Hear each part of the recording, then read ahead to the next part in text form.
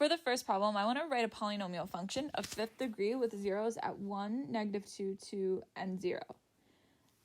First, I want to start with factored form of that equation. So I'm going to write y is equal to, and then I'll put my factors multiplied together on the right-hand side.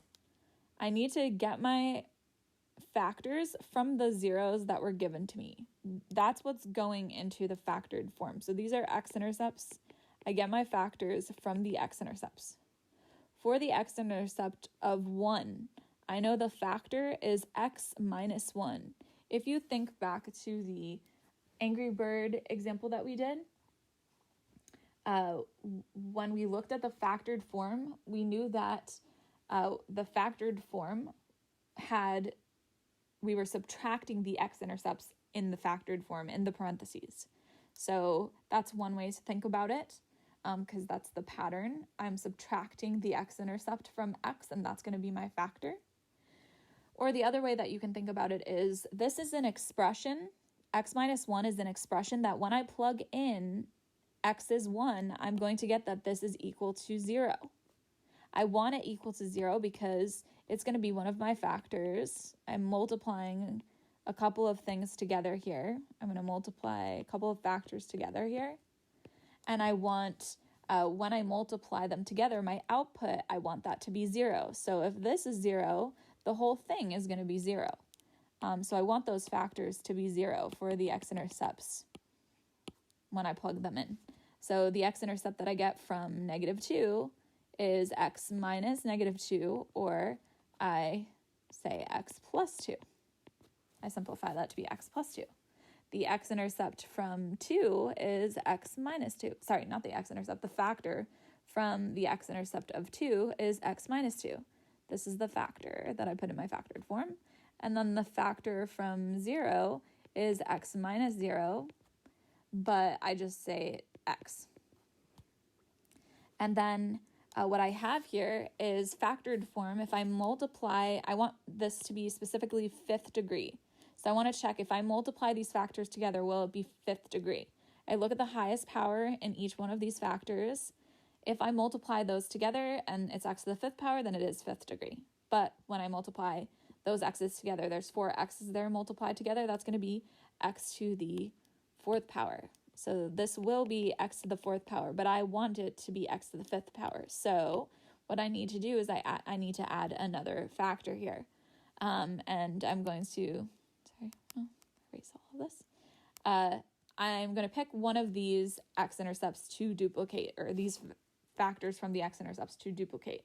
And the easiest one to duplicate is that x. So that's the one I'm going to duplicate, and this is the factored form that I am going to put.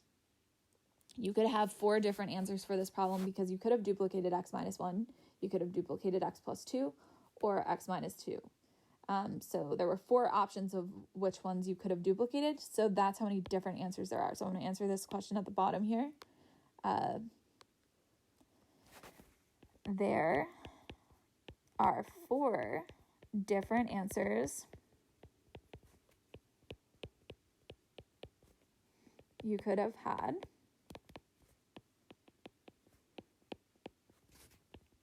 for this problem,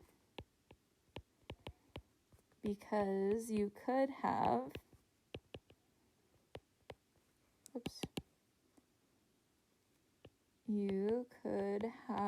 duplicated any one of the 4 factors, even though I chose the easiest one, which was x. For standard form, I want to FOIL this thing, so I'm going to do that, but I'm going to transfer this problem down to the bottom so I have space to work. I am going to FOIL these to get my standard form. I'm going to combine the easiest factors to combine. So the easiest factors to combine are x plus 2 times x minus 2, because that's the difference of 2 squares that's going to give me. And then I can combine those x's together to get x squared, and I have x minus 1. So I'm going to break this down. I'm going to FOIL this together, and then I'm going to FOIL this together. And then I'm going to FOIL the total that I get. So x plus 2 times x minus 2, at this point, I should be able to write this as x squared minus 4.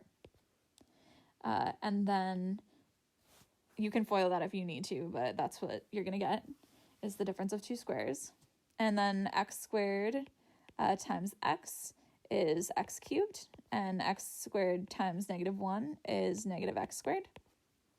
And now I have this, and I'm going to FOIL it. So I have x squared times x cubed is x to the 5th power. X squared times negative x squared is negative x to the 4th power.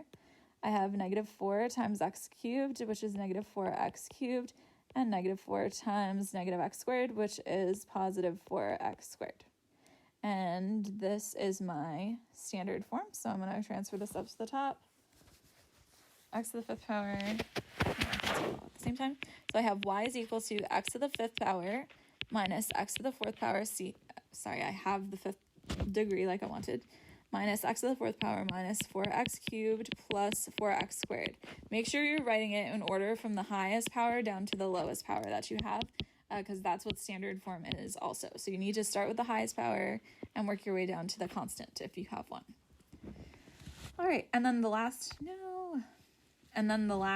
part of this is to classify based on the degree and the number of terms. This has 5th degree, so it's the 5th degree, but that's not my answer. 5th degree is just what degree it is. I have faith that you're able to count, but you have to use the adjective quintic. So you should be saying it's a quintic function. That's one adjective. And the other thing that I know is that it's 4 terms. So I call this a quintic polynomial. When it's 4 terms, I just say a polynomial and I specify with 4 terms.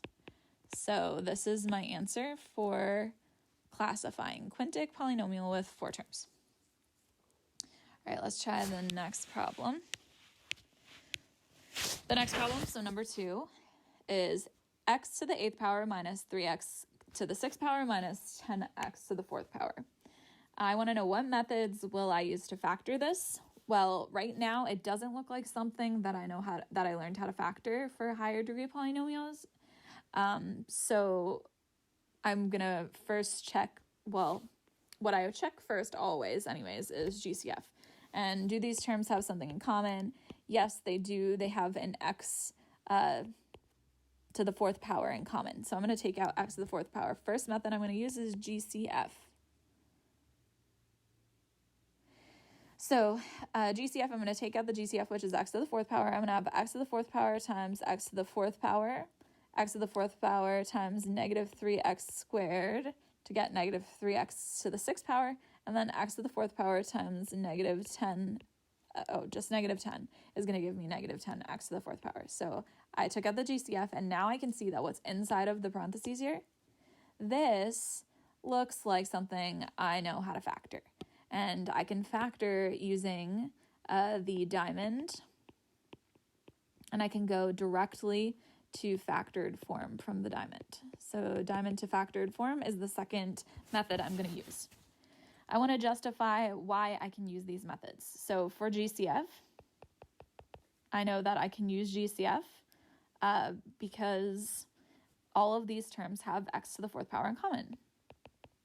All the terms have x to the 4th power in common. I know that I can use diamond to factored form because this is 3 terms in the form, and specifically it has to be in the form ax squared plus bx plus c form, where x is actually x squared. So everywhere where I see an x is actually x squared. So technically you could write, it's just ax squared, ax to the 4th power plus bx squared plus c form. You could say that instead if you wanted to.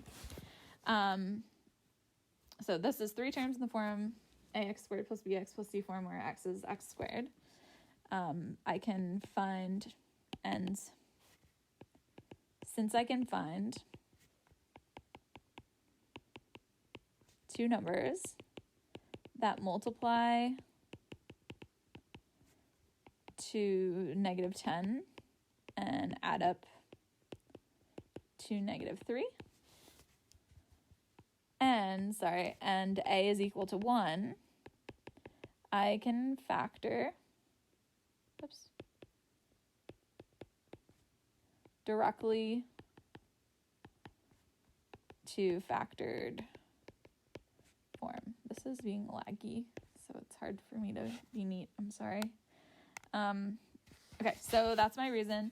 When you write your reasons, I want you to put spaces in between. I know the answer key looks like there aren't spaces in between.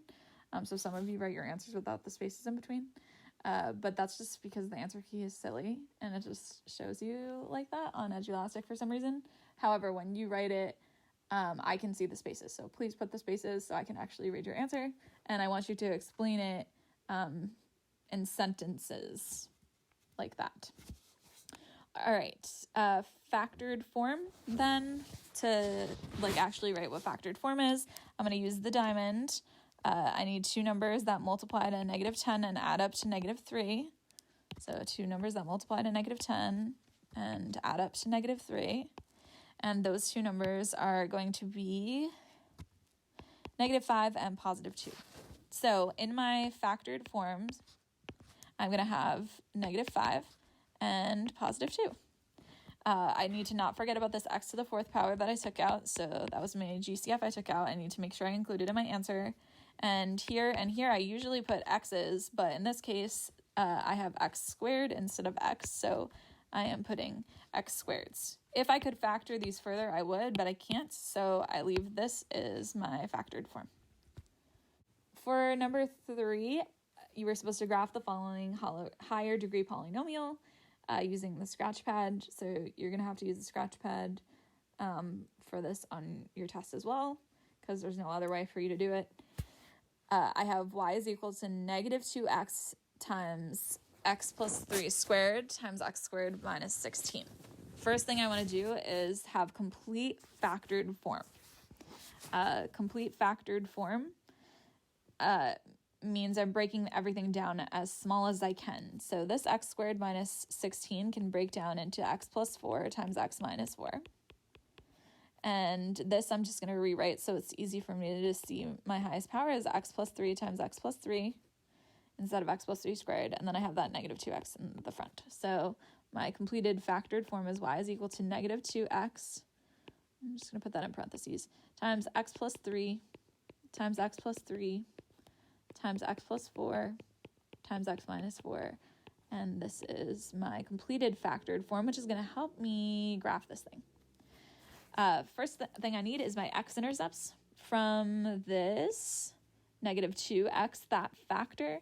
I know my x-intercept I'm looking for when y is equal to 0. So I'm looking for when is this 0, when is this 0, when is this 0. What x values are going to make those things 0, because then the whole thing is going to be equal to 0 since I'm multiplying here. And if I multiply anything by 0, it's 0. All right, so the x value that makes negative 2x 0 is 0. The x-intercept that makes x plus 3 0 is negative 3. The one that makes it, the x value that makes x plus 3 0 is negative 3. So these are my x-intercepts. So I have 0, 0, negative 3, 0, negative 3, 0. If I plug in negative 4 here, it's going to give me an output of 0 as well. And for this one here, I have positive 4. And I don't need to include 2 of these. I needed to just write one of them. So I'm actually going to erase one of these. And I'm just going to circle it to remind myself this is a multiple 0. So a multiple 0 that I have here is negative 3, 0, because it showed up 2 times. How I write my x-intercepts are just, no, what happened? Are just like this. This is how I write my x-intercepts. 0, negative 3, negative 4, and 4. I don't write negative 3 2 times when I'm listing them. All right, so the y-intercept, how do I find the y-intercept? I plug in always x is equal to 0. So I'm going to do that. I'm going to plug in 0 here, 0 here. I'm going to plug in 0 everywhere I see an x and see what I get for y. And when I do that, I'm going to get negative 2 times 0 is 0 times, I don't have to do anything else, 0 times anything is 0. So I have the y-intercept of 0, 0. If an x-intercept is 0, 0, you know the y-intercept is 0, 0 because I can only intersect the y-axis at one point, and this is the point that I'm intersecting the y-axis. Otherwise, it's not a function if I intersect the y-axis in more than one place.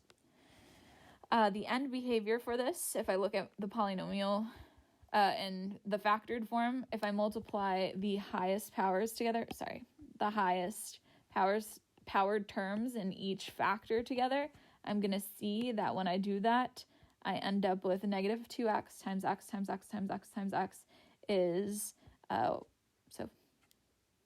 y is equal to negative 2x to the 5th power. So as x goes to positive infinity, so I plug in a big positive value in for x. Bigger and bigger positive numbers plugged in is going to give me bigger and bigger positive numbers for x to the 5th power. And then I multiply it by negative numbers, so it actually becomes more and more negative, which means it's going to negative infinity. For if I plug in a negative number, if I plug in a negative number, a really big negative number, the bigger and bigger negative numbers I plug in, the bigger and bigger negatives I'm going to get out for the x to the 5th power because it doesn't change the sign. And then I have that negative 2 in front, which is going to change it to a really big positive number. So I'm going to positive infinity. When x goes to negative infinity, y goes to positive infinity. And as x goes to positive infinity, y goes to negative infinity. You could have also looked at the graph for x to the 5th power. We've talked about it a lot. As I go to the left, I'm going downwards. As I go to the right, I'm going upwards. And then you can see these two things on that graph. Right, and then we're going to graph this thing so that graph doesn't look good. I'm just going to graph it right here where I can see all my information at one time. So your graph should have had 2, 3, 4. X-intercept at negative 4, one at positive 4, one at 0, and one at negative 3. I know I'm going down. Oh, I messed up. This. Ooh, this is wrong. Sorry, erase that. This should actually be, I'm going upwards to the left, and I'm going downwards to the right. My bad. And that mirrors what I said here and here. Wait, actually, my arrows are wrong. So this is from that, and this is from that. Okay, and then from the leftmost point, I am going upwards. From the rightmost point, I'm going downwards. I'm going through every single point except for a negative 3. I'm changing direction at that point since it is a multiple 0. So change direction at that point. And I'm going straight through this point. So I'm going to continue down. At some point, I need to turn around to get back to that x-intercept. At that x-intercept, I'm turning around again. At some point, I need to turn back around to get to this x-intercept. I'm going straight through that and then eventually turning around to get to my last x-intercept. And this is what your graph should have looked like. And number 4, I have f of x is equal to x to the 5th power minus 2x to the 4th power minus 4x cubed plus 8x squared. I have that this is a 0 of mine, or it doesn't say that, but it is, because this is my x value, this is my y value, this is my input. That's how functions work. The input goes into parentheses, and the output is what the function spits out. So I have when x is 2, y is 0. This is the point I have. This is an x-intercept. That's an x-intercept, which means I have one of the factors that I have in factored form is, so the factor that I get from this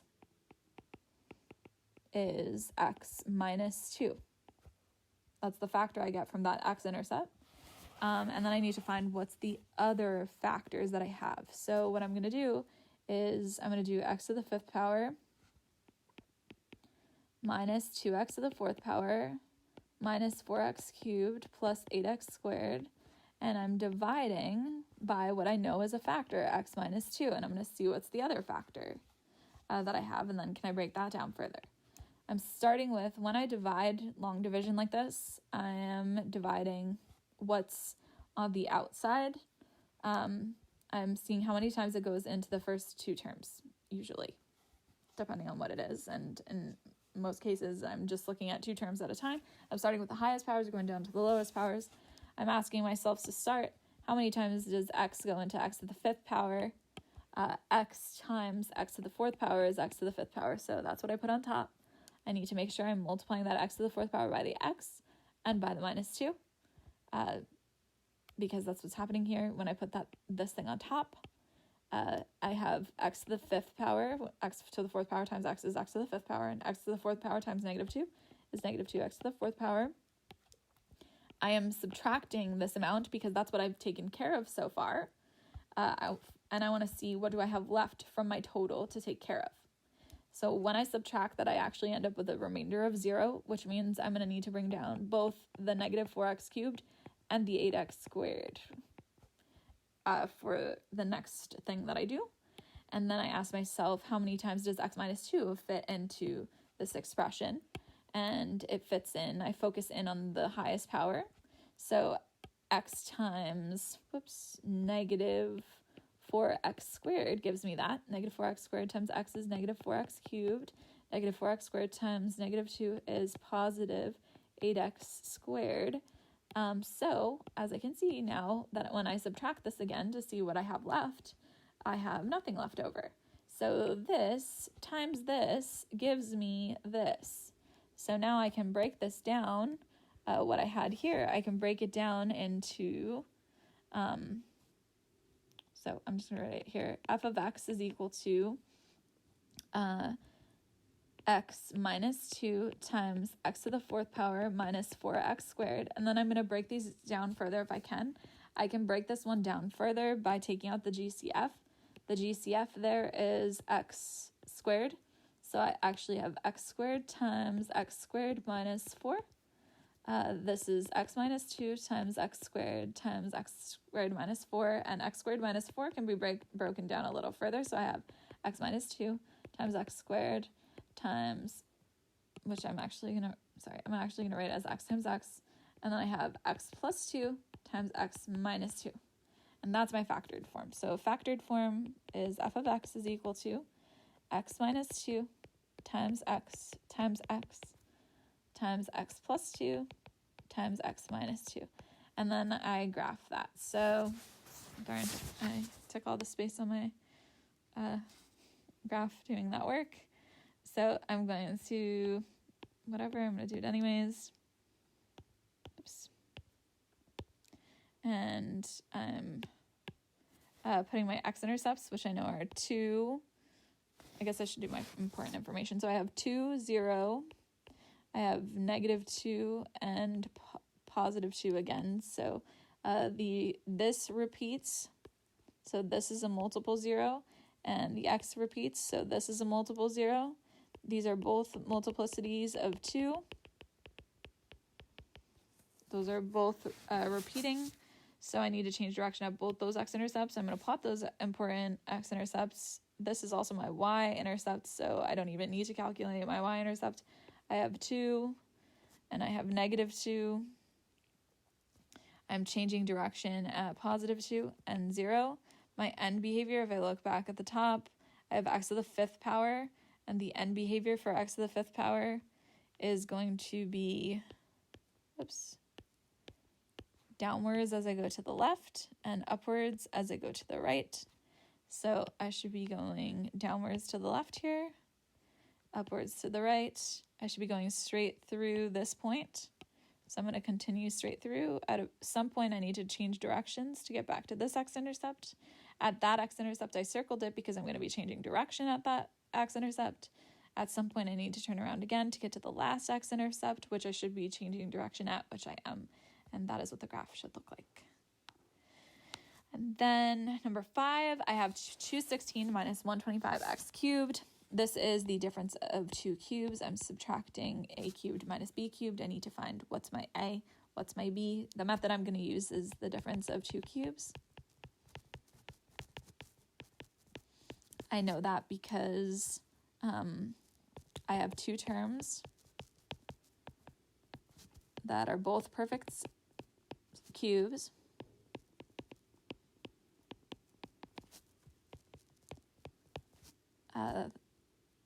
With subtraction in between.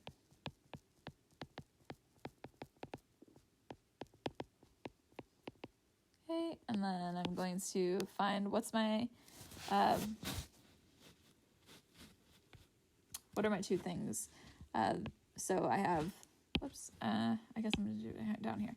So I have a cubed minus b cubed, and that's 216 minus 125x cubed, and I want to know what's a and what's b. So I'm going to rewrite this 216 as 6 cubed, because that's what it is, and this thing here is 5x cubed. So 5 cubed gives me 125. X to the third power gives me x cubed. And then I know from that a is 6 and b is 5x. So I write a is equal to 6 and b is equal to 5x. And then I substitute those into my formula. So my formula is a minus b times a squared plus ba plus b squared. And I plug in everywhere I see an a, I plug in 6. So I'm going to do that. I'm going to put this in parentheses because I'm going to have to multiply it, and that's it. And then for my b, I'm plugging in 5x. So everywhere I see a b, I'm plugging in 5x. I have to multiply that, so I'm going to put it in parentheses. I'm going to raise this to the second power, and it's an expression, so I'm going to put it in parentheses before I square it, so I don't forget to distribute that too. I'm going to have, now I'm putting in all of my operations, so I have minus here, plus here, plus here. This is 6 minus 5x times 36 plus 30x plus 25x squared, and that is my final answer. For number 6, I want to factor x to the 5th power plus 3x cubed minus 4x squared minus 12. I see 4 terms here, so the method I'm probably going to use for factoring is grouping. Stop doing that. Grouping. I want to justify why I can use this method. So not all examples with 4 terms you could use grouping, so you need to justify why you can use grouping in this case. And the reason why is because I can break these 4 terms down into 2 similar pairs, and I need to explain why the pairs are similar, how they're similar. So the reason why is I can break these 4 terms down into 2 similar pairs. And I'm going to look at what's similar about them. So I have x to the 5th power plus 3x cubed. I'm going to group in one pair. And then I have negative 4x squared minus 12 is the second pair. Looking at the variables in each pair. So for the first pair, I have x to the 5th power and x to the 3rd power. For the second pair, I have x to the 2nd power and I have x to the, technically the 0th power. So I have these 2 terms. What I notice about those variables is that the powers are 2 away from each other. So to get the first power, I need to multiply it by x squared. So to get the first power, I need to multiply it by x squared. So I could say that, or I can say the powers are 2 away from each other, whichever way I prefer of saying that. So for the variables, talking about the variables, the powers in each pair are 2 away from each other. And then talking about the coefficients, I also have to do. So both the coefficients and the variables have to be similar for the pairs to be similar. So both have to be true. So I need to talk about the variables and I need to talk about the coefficients. So talking about the coefficients now, I'm looking at this pair together and this pair together. The coefficients for the first pair are 1 and 3. The coefficients for the second pair are -4 and -12. And how do those compare? Well, the second term, the second coefficient, is 3 times the first coefficient. So in each pair, the second coefficient is 3 times the first coefficient. So because of these similarities, I know that these two pairs share a factor in common. To find that factor, I'm going to take out the GCF of both pairs. So I'm going to just rewrite this down here, what I have x to the 5th power plus 3x cubed plus -4x squared minus 12. And what I'm doing is I'm going to pull out the GCF of each. So the GCF of the first one is x cubed. Taking out x cubed, I'll have x cubed times x squared gives me x to the 5th power, and x cubed times positive 3 will give me 3x cubed. So that's how I break down the first one, taking out the GCF. And taking out the GCF of the second one, I can take out -4, that's the greatest common factor. I have -4 times x squared gives me -4x squared, and -4 times positive 3 gives me -12. And now what I can see is that these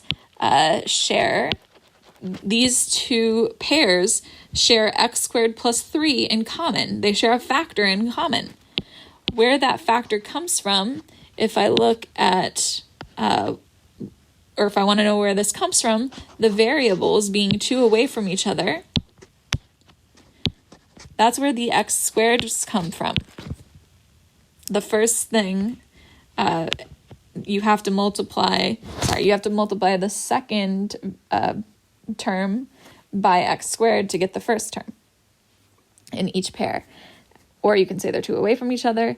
And then the other thing that I see, the 3 that I see here, comes from the fact that the second coefficient is 3 times the first coefficient. That's where those things are coming from.